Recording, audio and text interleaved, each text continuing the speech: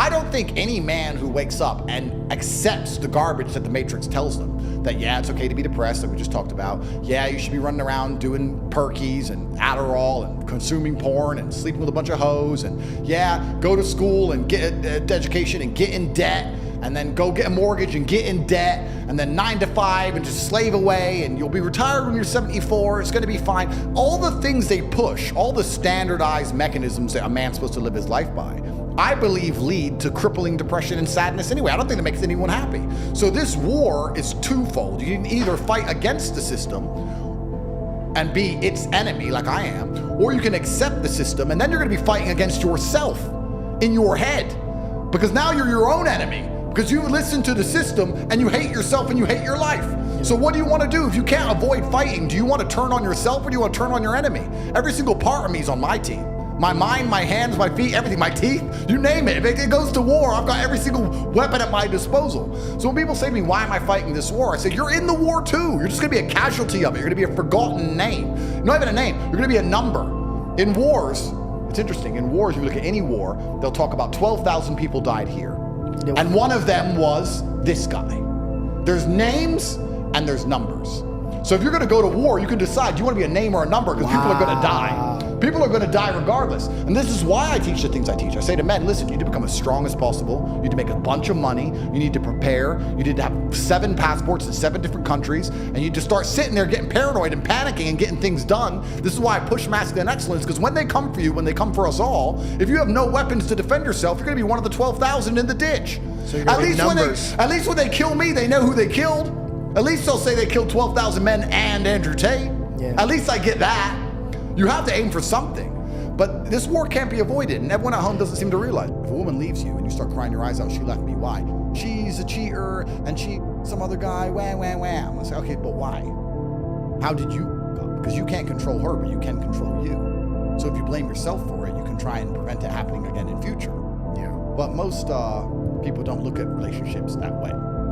So I think that women are a fantastic teacher for a man, yes, but I think it's mainly just feedback based on how you act. Yeah, it's a radical accountability. Radical accountability, exactly perfect. And you can learn about yourself and what you can get away with and what you can't get away with, etc. Like I say all these things and I'm being funny, but I completely understand that women wouldn't be putting up with me unless I also provided them a fantastic life. Yeah. Why the f would they put up with me if they didn't get a fantastic life? But everything in the world is a value exchange. To sit and say those girls are just gold diggers is also disingenuous. It's not true. It's a value exchange. A girl sits there and goes, okay, this is annoying and bad, but this is good. You know, if you can add enough good to the pile, then you get away with more bad. This is how it works with everything. Everything in the planet. So, and also the other thing that's really interesting, I think that people don't understand with understand with women, is that very much like business, time is money. If you're broke, you have to be at home with your chick all day, every day, or she'll cheat. But if you have money, you can say, I'm busy, I'm working. Your rent's paid, stay in this weekend. Okay, I'll stay in, text me. Time and money are interchangeable. So if you have a whole bunch of money, you can use less time on. And if you use less time on one, you have more time for all of them. So then you get a bunch. That's how it works. So, but like, the dating market that we're currently living in, even though women constantly complain about it, women built it. Women decided they wanted to make their own choices, and women chose polygamy. You know, here in the West, we all say that people who have more than one wife are crazy, and that the Arab world, that makes no sense. Polygamy makes far more sense than what we have now. The world would be a better place if I want 4 girlfriends, I had to marry them all, and I had to take care of them, and they had to share me, and they knew they were sharing, and that was their relationship dynamic. Because in the West, we have 4 women sharing 1 man, pretending they're not sharing him, while all knowing he's secretly cheating, and he has no obligation to take care of any of them. I think that one of the greatest shields I have, in fact, I'm going to change that and say I know, is the love of the women who I know. Because I just said I wouldn't kill myself because of my children. Well, I have a whole bunch of baby mothers who have a whole bunch of kids, and they all love me and they all adore me. It gives me power. So I think that's how my spiritual state is monitored and protected, is all of these women who rely on me and adore me, and all of these children who I've birthed who adore me. To my daughter, I'm the greatest thing on the fucking planet. I really am Superman to her, like actually. And if you experience that, you start to, maybe part of you believe it a little bit, and maybe it's enough. So I think that's what's monitoring my spiritual state more than anything else. And the other thing is Tristan and I's promise to each other that if anything happens to one of us, the world will burn. And that's why they're coming for both of us, which is fine, because then we go together. So between all of these elements, and between the mentality that I've adopted that it's not actually my job here on earth to be content or happy, as I've talked about many times before. A man's job is not to be happy. People say, how do you get happy as a man? And I say, you're not supposed to be happy. You're supposed to be useful and capable and get things done. Perhaps my usefulness and capability is being used for what God put me here for. And I'm doing it, and I suffer to do it, but that's life.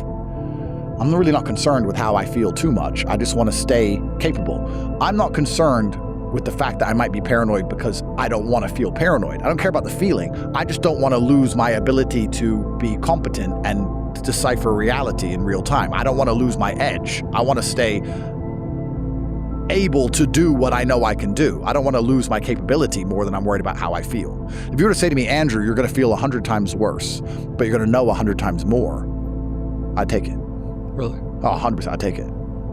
It's like, good. Are there some parts of it that you feel as though you still don't know? I can't know everything. I know enough, but I can't know everything. I'm sure there's a lot I don't know, but I probably know enough. I would say maybe 50% of my puzzle is missing, but I can see what the picture is. They decide what we care about. Like, what's you're shown on the algo is what you're going to be obsessed with. All the news cycles that we have thought we'd never forget. The Epstein files was the biggest deal in the world 6 days ago. Everyone was talking about it 6 days ago. Now it's Dubai is going to collapse, supposedly. And next week it'll be something else. Forrest Gump, the movie. If you ever watched that movie, at the beginning of the movie, it starts with him on a bus stop. But before you see him on the bus stop, you see a feather floating in the wind. And the story is that his life path was just, he's a guy being pushed from place to place.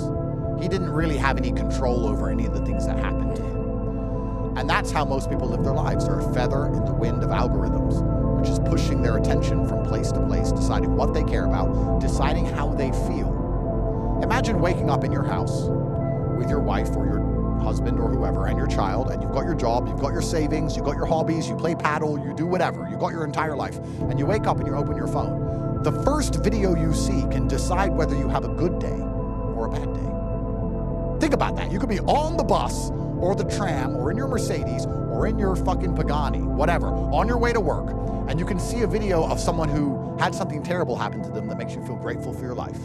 You could see a couple in love that makes you feel grateful for your partner. Or you could see some prostitute on a yacht who's partying and you're sitting in traffic. And now your day is ruined. The algorithm has controlled how you view your own life.